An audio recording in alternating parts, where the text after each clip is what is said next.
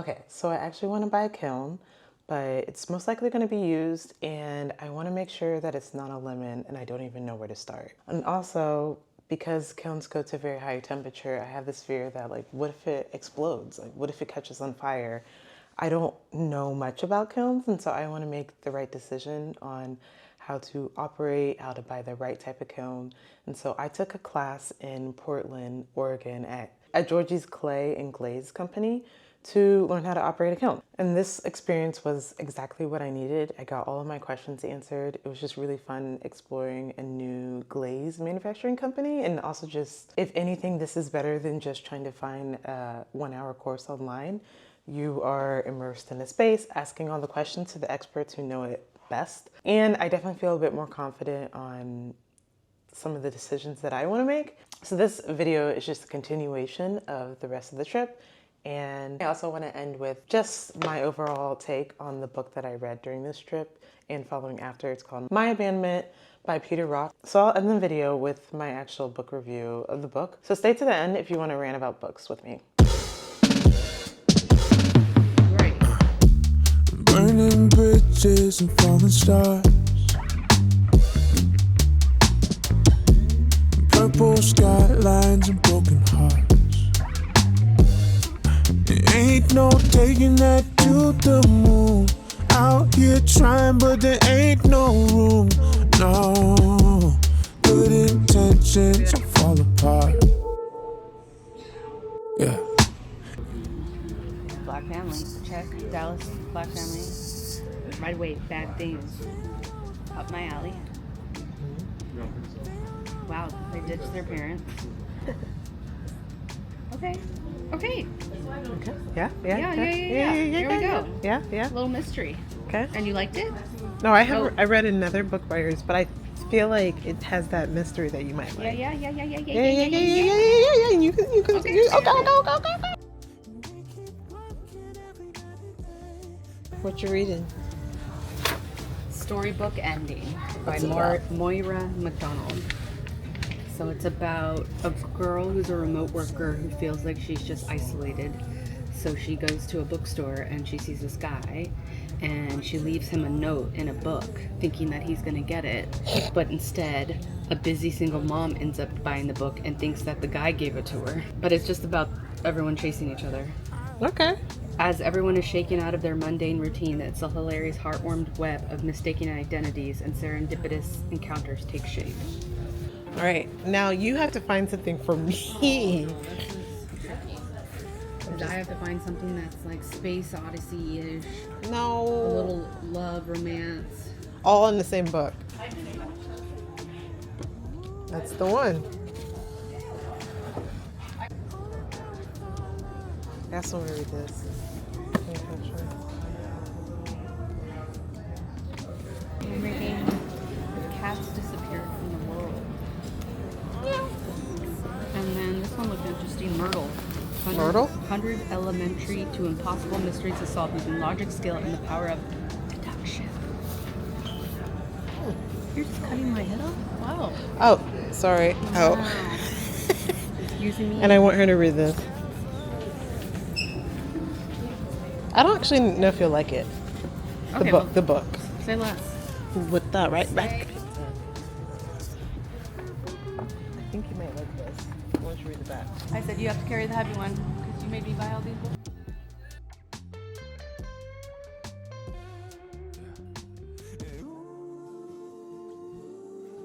They baked the shiitake in the biscuit. What'd you get? I got a brown rice bowl with pinto beans, cilantro aioli, and an avocado cilantro with a poached egg. Oh, okay. We're at the Japanese gardens and we want to see the cherry blossoms and grab some matcha at the Umami Cafe.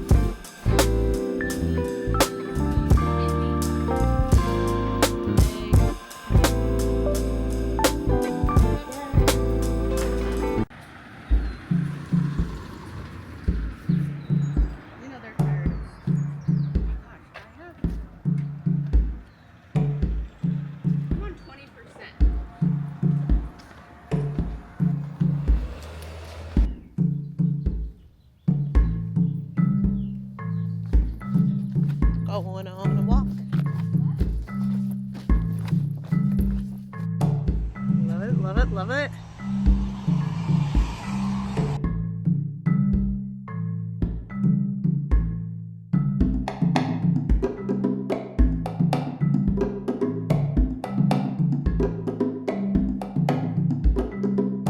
Let's cheers. Cheers. That's my time.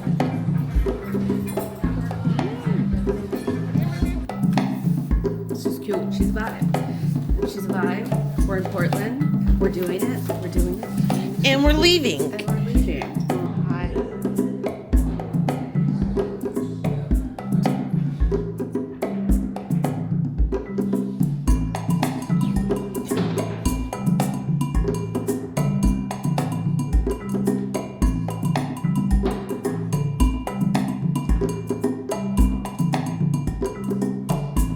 Okay.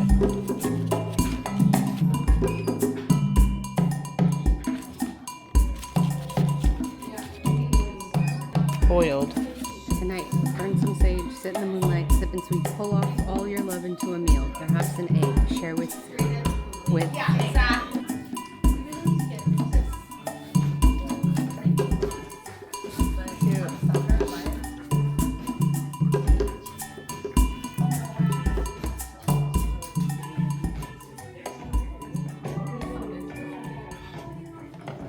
Okay, so back to my thoughts on the book.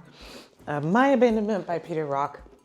Very, very beautiful book. It's actually not that long. It's pretty short, but it was a bit like more of a slow-paced read for me because for the most of it, it didn't necessarily feel like a plot, and I just wanted to enjoy it. Very well written. It's just simple and easy to read. It's about a girl and a father who live in the woods in Oregon, and it's a bit outside of Portland.